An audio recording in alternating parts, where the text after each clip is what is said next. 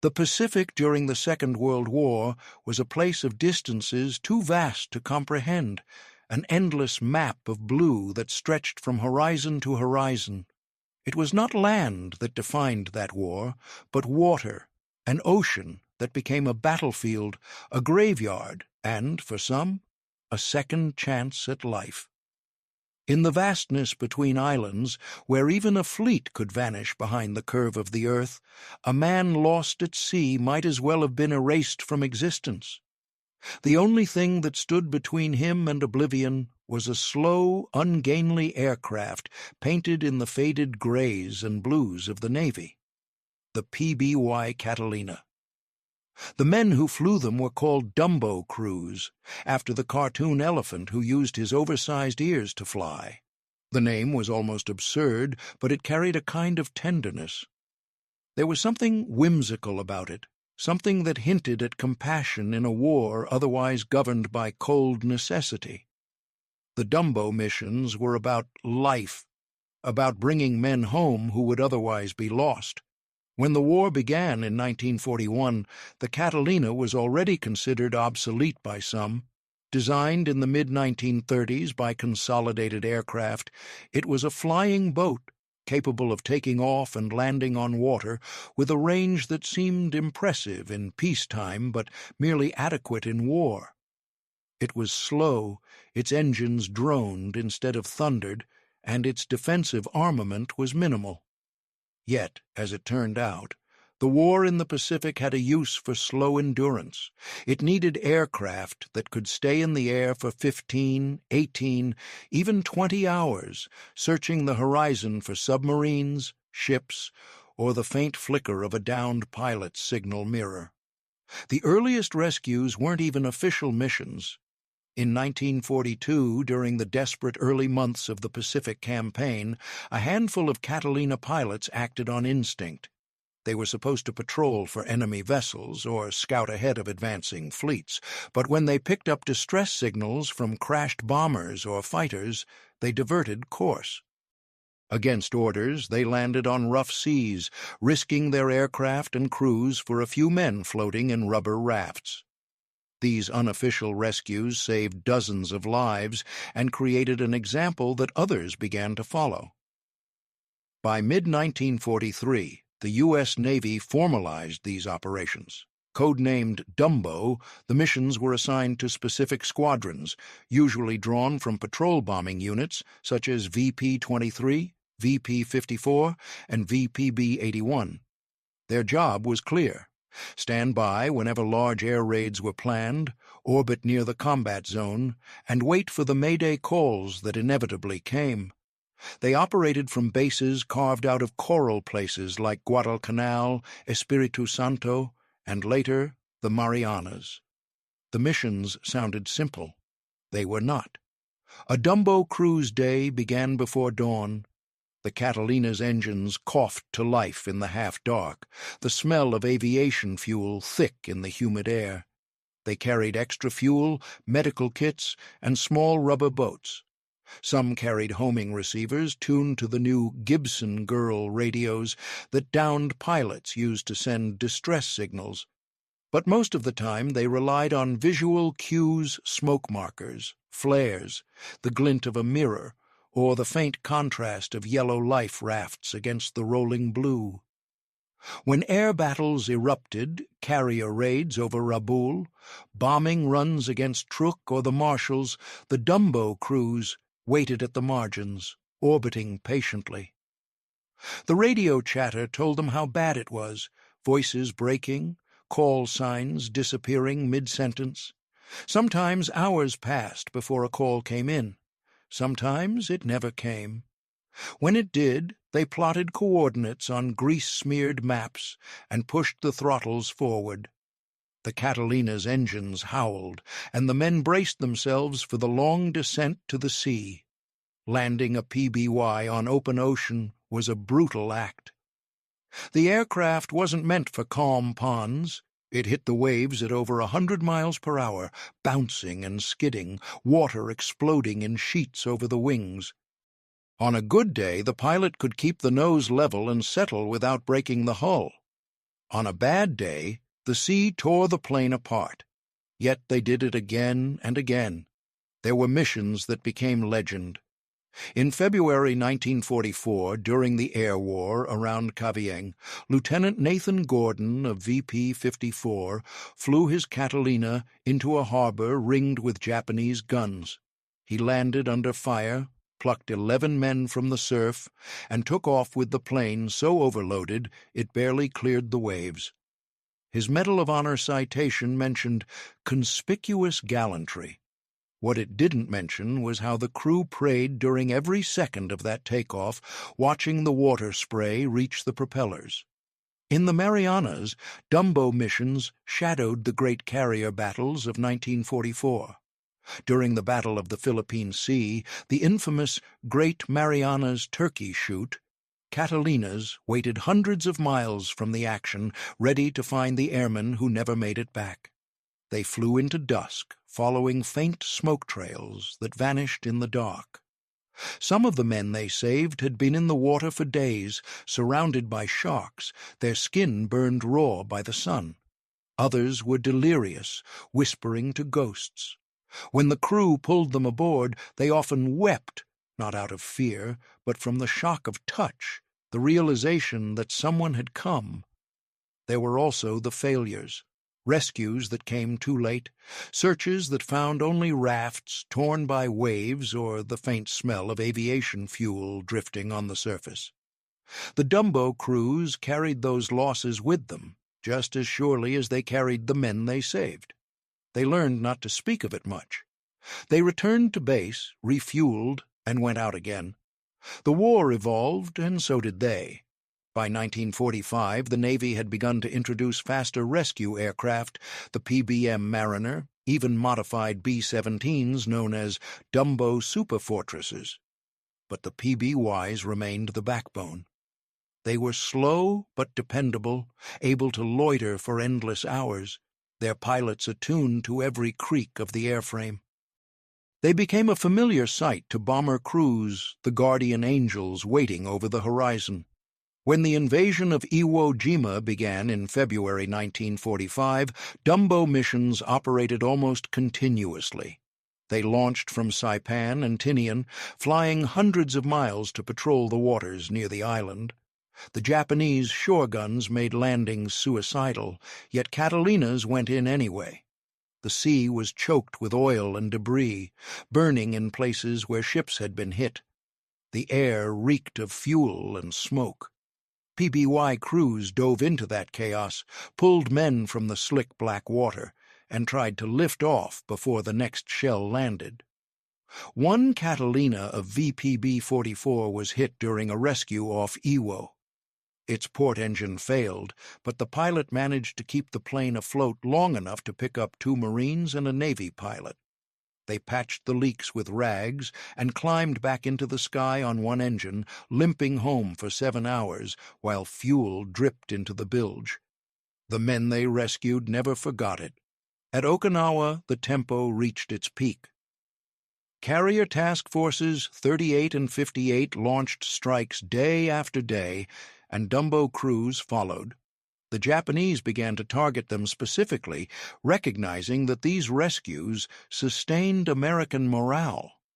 A Catalina floating on the sea was a sitting duck for strafing runs. There were instances where Japanese pilots dove to attack a Dumbo only to pull away at the last second, unwilling to fire on men who were saving the wounded. More often, they did not hesitate.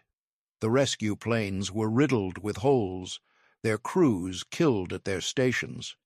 The statistics only hinted at the scale. In the Okinawa campaign alone, Dumbo missions rescued over 150 airmen. Across the entire war, the number ran into the thousands. Dozens of Catalinas were lost.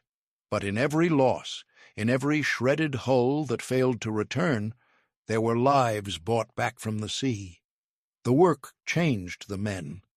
They became quiet, detached, older than their years. They joked less, smoked more, and stared at the horizon even when on land. The sight of the ocean never left them. It lived in their dreams.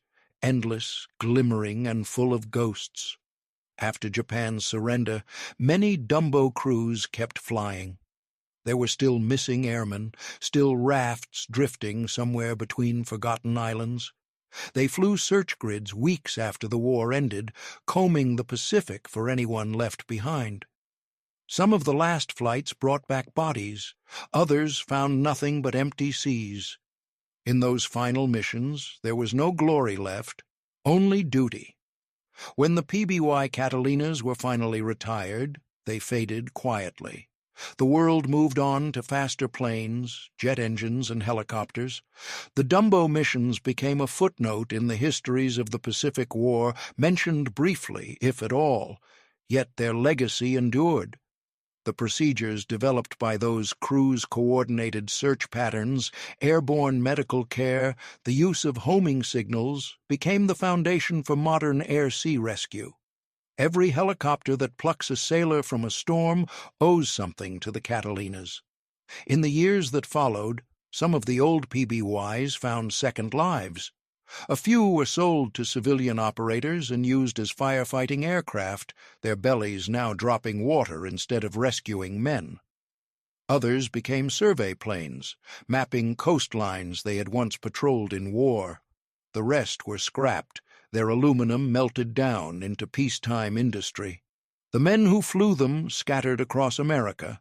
They became mechanics, teachers, farmers, engineers. At reunions they spoke little of the war, but when they did, their memories circled back to the same things: the smell of the ocean, the vibration of the engines, the moment when a dark speck on the water resolved into a man waving. They remembered how, for those few hours between sky and sea, they had been the thin line between survival and oblivion. Some wrote memoirs in old age. Lieutenant Gordon did, as did several others. Their accounts were understated, almost clinical, but the emotion was there between the lines. "We were lucky," one wrote, "but luck doesn't always come twice." Another described the silence after a rescue, the sound of the rescued pilot's breathing as the Catalina turned for home. "It was the best sound in the world," he wrote, "because it meant someone would live." For many, that was the essence of Dumbo, not the medals or citations, but the sound of breathing in the cabin after the engines steadied, the knowledge that they had pulled life out of the ocean's grasp. It was the best sound in the world because it meant someone would live. The ocean had a voice of its own, a whisper that filled the silence between missions. The men who flew the Catalinas said they could feel it in their bones, the pulse of the sea beneath them, steady and merciless. They understood that the Pacific was both enemy and ally. It took what it wanted, but it could also carry them home if they respected it. That reverence became part of the Dumbo creed, though no one ever wrote it down. In the post-war Navy archives, the Dumbo missions occupy only a few pages. The after-action reports are brief. Position coordinates, number of survivors recovered, aircraft condition, remarks. The language is mechanical, stripped of the weight of what actually happened. No report mentions the terror of landing through 15-foot swells, the smell of burning oil, or the screams of the wounded. No form records the long hours staring at a fading horizon, convinced that nothing human could exist out there. Yet, that was the texture of their work. It was made of moments that left no trace on paper. The Dumbo crews operated in a strange kind of anonymity. They were part of the U.S. Navy's patrol wing system, often attached to larger commands, but rarely mentioned in communiques. Their call signs, Dumbo 1, Dumbo 2, were temporary, reassigned as aircraft rotated. Even the men themselves blurred into one another in the records. Historians later found that entire missions had gone uncredited, lost in the shuffle of paperwork. The ocean, it seemed, wasn't the only thing that could erase names. But there were stories that survived, One told of a Catalina from VPB-81 that rescued a downed Corsair pilot in the South China Sea in early 1945. The PBY landed under heavy swell, and as the crew pulled the pilot aboard, they saw tracer fire streaking from a distant island. Instead of throttling up to escape, the Dumbo crew stayed on the water, scanning for more survivors. They found 2 clinging to a section of wing. When they finally took off, the hull groaned under the strain, but they made it back to base. Years later, the rescued pilot would say he remembered the Catalina's shadow passing over him more clearly than anything else from the war. There were the long-range, so-called Super Dumbo missions, flown by modified B-17 Flying Fortresses and PB-4Y-1 Liberators. These aircraft could not land on water, but they carried lifeboats slung beneath the fuselage, released by parachute when survivors were sighted. Even then, it was the Catalinas that came to finish the job, landing when seas allowed, retrieving the men and carrying them home. The system worked best when all elements were in sync: radar search planes, submarines, surface ships, and the flying boats themselves. The coordination of these rescues became an early form of joint operations doctrine, a glimpse of the modern search and rescue networks that would define later wars. In the Central Pacific, Dumbo missions extended beyond combat rescue. Catalinas ferried doctors to isolated bases, delivered mail, and evacuated the sick and wounded from forward areas. The same aircraft that had once hunted submarines now carried stretchers and morphine kits. Some Dumbo crews became floating hospitals, improvising surgeries in the cabin while flying through tropical storms. Others flew mercy missions to pick up downed Japanese airmen, treating them with the same detached professionalism they offered their own. War made no room for sentiment, but it made room for humanity. The pilots often said the worst part was waiting. Hours in the air with no contact, no sighting, no certainty. They flew through monsoon rain that blurred the world into shades of gray, through heat that made the instruments fog and sweat pour down their backs. The Catalina was not pressurized, and its engines vibrated endlessly, shaking bolts loose, rattling teeth. Sometimes they would spot a raft, only to realize it was empty, a relic drifting toward nowhere. Other times they would circle for hours and see nothing at all, returning to base with the same fuel load they had left with, their silence speaking for itself. As the war drew toward its bloody end in 1945, Dumbo missions shifted northward. Okinawa, the Ryukyus, even the waters off Kyushu saw Catalinas flying daily. The scale of air combat there was unlike anything before. Kamikaze attacks were constant, and the seas were littered with debris and burning oil. The Dumbo crews operated in the aftermath of chaos, arriving after the guns had fallen silent, searching among the wreckage for signs of life. The smell of death was always in the air: diesel, salt, and decay. They learned to tell the difference between wreckage that still moved and wreckage that did not.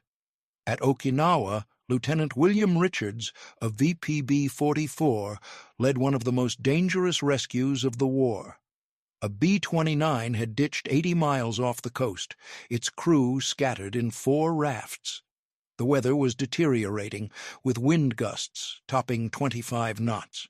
Richards landed anyway. His Catalina bounced hard, cracking a float strut, but held together. The crew pulled the survivors aboard as the sea hammered the hull. A Japanese patrol boat appeared on the horizon, closing fast.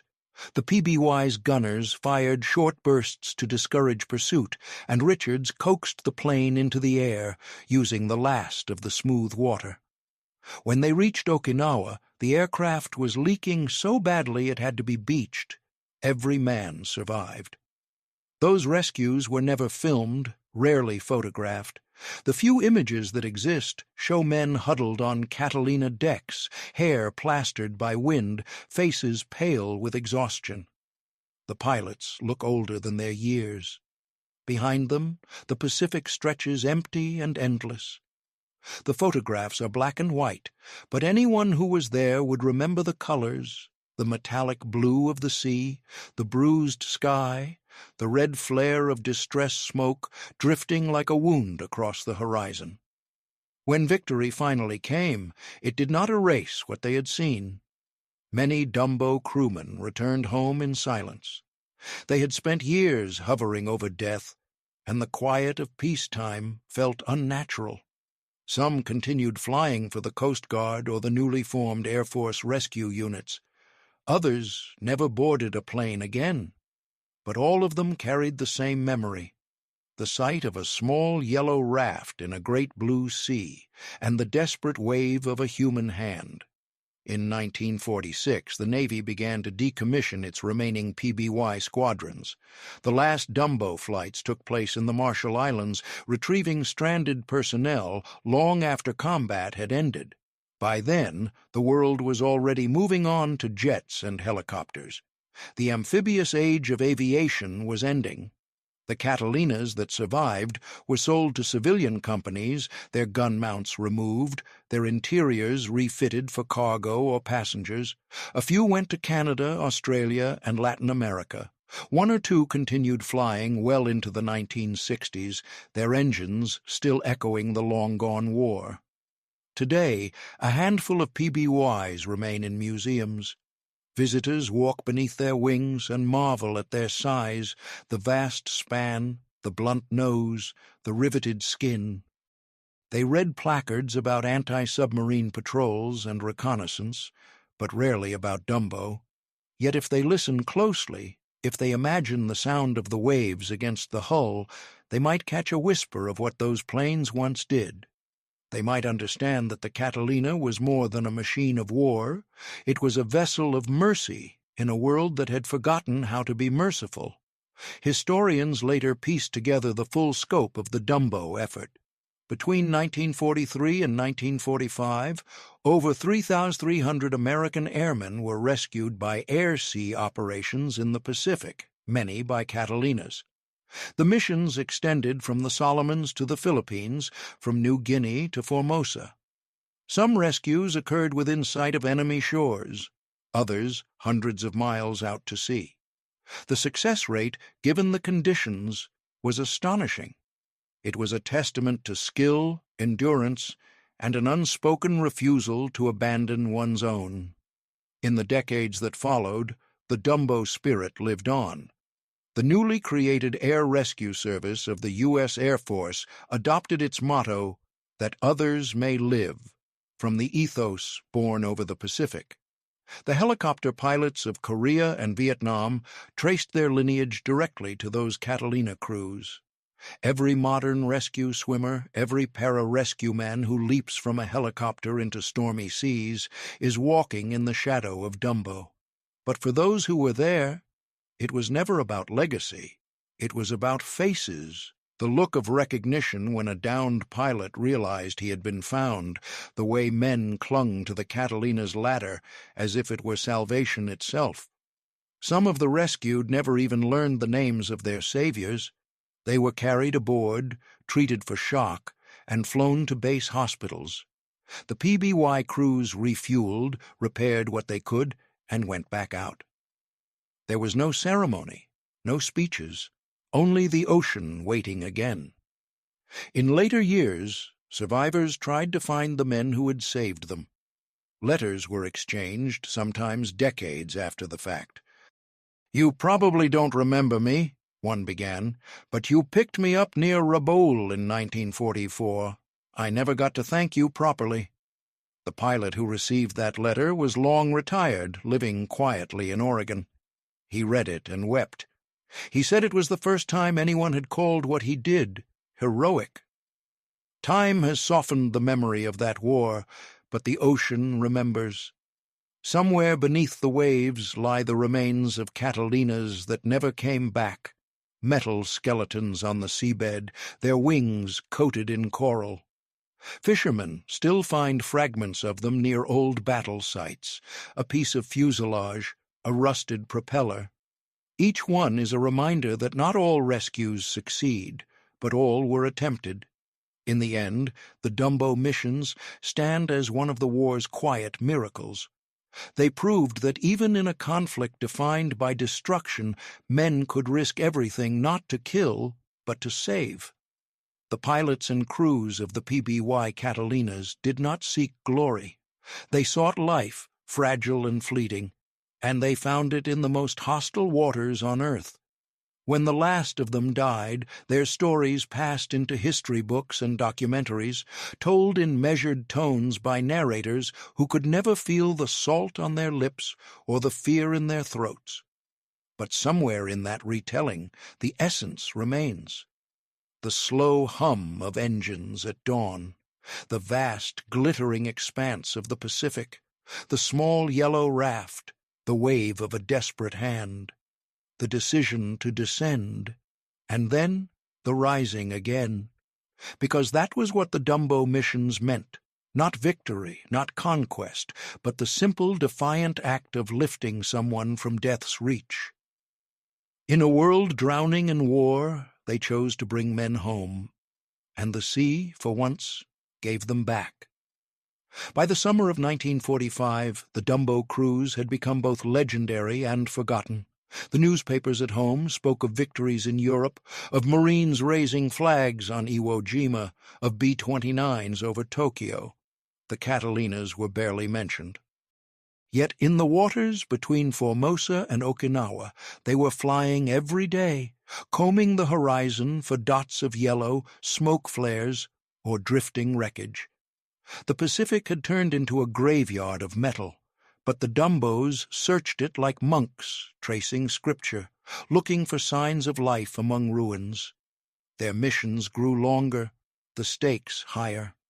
B-29, super fortresses now struck Japan itself, and when those bombers fell, they fell far from friendly waters. Dumbo squadrons followed the advance of the fleet, stationing detachments on atolls barely large enough for tents and fuel drums. From there, they launched rescue flights that stretched the limits of endurance 10, 12, even 14 hours over open sea. The men joked that they were half fish by now, half ghosts. One such ghostly mission took place on July 25, 1945. A B-29 named the city of Galveston was hit by flak during a raid over Osaka. The crew bailed out over the East China Sea.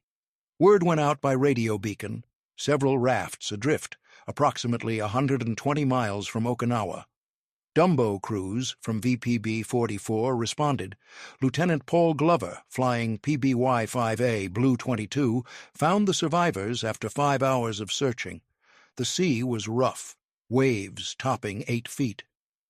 Glover knew the manual forbade landing in those conditions, but he also knew that by nightfall the men in the rafts would be gone. He throttled back, eased down, and slammed into the swells. The Catalina buried its nose in spray, shuddered, but held. The crew pulled 7 men aboard before the port engine began to cough seawater. Glover got her airborne again, with one engine coughing, coaxing every ounce of power from the other. They made landfall at dusk. The plane never flew again, but every man survived. By the end of the war, missions like Glover's had saved thousands. The Navy credited the Dumbo program with more than 3,300 rescues, though unofficial estimates were higher. The work was a fusion of courage and technical ingenuity, early radar, improved radios, smoke markers, and inflatable life rafts. The PBY Catalina, once dismissed as slow and obsolete, became the backbone of an entire rescue network spanning the Pacific. When Japan surrendered in August 1945, many Dumbo crews were already in the air. Some received the news by radio mid-mission, circling survivors who moments before had been enemies. The fighting was over, but the rescues continued. Catalinas still flew to recover stranded airmen, downed Japanese crews, and even civilians from shattered islands. The men who had risked their lives for others found themselves ferrying food, medicine, and peace envoys. The war had ended, but the sea had not changed. It was still vast, dangerous, and full of the lost. After demobilization, the Navy decommissioned most of the PBYs.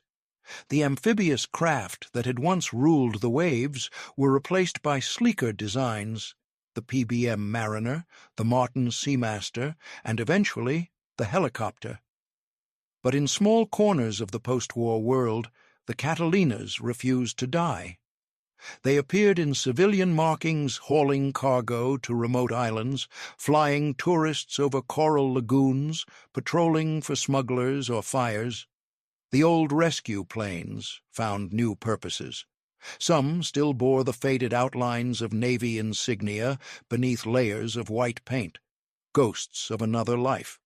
A handful of Dumbo veterans returned to service during the Korean War. By then, the U.S. Air Force had taken over most air-sea rescue duties using SA-16 Albatross flying boats and the first generation of rescue helicopters. But a few Catalinas, veterans of the Pacific, flew again under new designations. They landed on frigid waters off Wonsan and Incheon, pulling downed pilots from the icy sea, just as they had done years before in tropical heat. The tradition endured, passed from one generation of rescuers to the next. Some of the original PBYs never made it home. Wrecks were scattered from the Solomons to the Marianas, resting in coral shallows or deep trenches. Divers exploring the Pacific decades later found them by accident cockpits, still sealed, gauges frozen at zero, the sea having claimed what history forgot. Inside, sometimes they found traces of the men who had flown them: a rusted helmet, a flashlight, a faded photograph sealed in a waterproof bag. Each discovery was a whisper from the past, a reminder of the quiet cost of mercy. The Dumbo legacy wasn't measured in victories or medals, it was measured in lives returned. For every pilot who walked again on solid ground, for every letter home that began with "I'm safe," there was a Catalina crew who made it possible. They asked for no monuments, and few were built. But the ethos they lived by, risk everything to save one, became a cornerstone of modern rescue philosophy. The Air Rescue Service adopted that spirit formally. In 1952, when the motto, "That others may live," was chosen, it could have been written by any of the Dumbo men. They understood before anyone else that heroism wasn't in attack, but in endurance, in the long, patient act of finding someone lost and refusing to give up. As the 20th century marched forward, technology transformed rescue: jet aircraft, radar beacons, satellites, all tools undreamed of by the wartime flyers. But the essence remained the same: a voice calling from the sea, a machine answering. In 1968, a NASA recovery team retrieving Apollo 7 astronauts used the same procedures developed by the Dumbo squadrons. The ocean had changed color, the sky had changed age, but the logic of rescue was eternal. Among surviving veterans, reunions began quietly in the 1970s. They gathered in Legion halls, usually near the coast, gray-haired men swapping stories of storms and rescues. Many brought faded photographs, Catalinas floating like seabirds, crews smiling in front of patched hulls. They told the stories they'd never told their families, about nights spent circling flares until fuel ran out, about the fear of never being seen again. Some cried. Most simply sat in silence when words failed. For a few hours they were young again, hearing the hum of twin engines over an endless ocean. By the end of the century, only a handful were left. Museums restored surviving Catalinas to pristine condition, painting them in the old Navy blues. Visitors walked through them in wonder, not realizing that these aircraft had once landed on seas filled with wreckage and death. They touched the cold aluminum, read the placards, and moved on. But the few who knew the veterans, the historians, the families of the rescued saw something else. They saw wings that had sheltered men from oblivion. The Dumbo missions never had a defining battle, no single moment to immortalize them in film or fame. They existed in the quiet spaces between disasters, in the aftermaths where most cameras had already turned away. That is why they endure in memory differently, not as symbols of victory, but of compassion under fire. For every story recorded, there are dozens lost. Somewhere, perhaps still on the bottom of the Pacific, lies the wreck of a Catalina that never returned, carrying men whose names no longer appear in any archive. The sea keeps their secret. Yet in that silence, there's a strange peace. They did what they were sent to do. They tried to save others.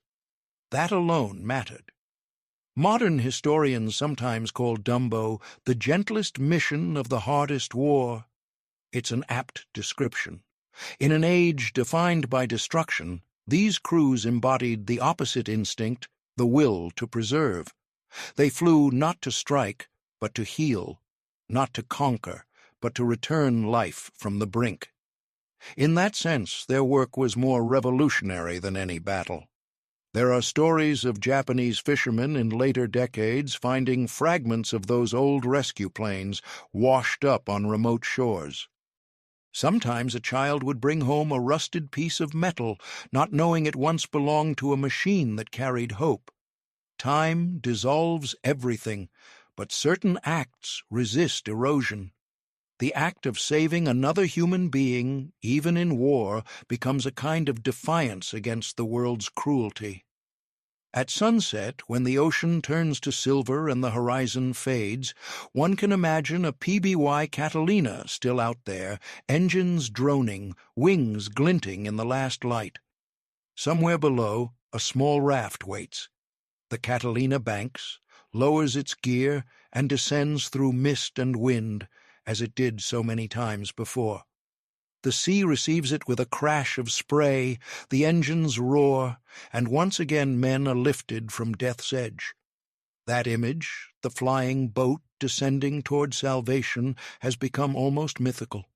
Yet it was real, repeated thousands of times by ordinary men.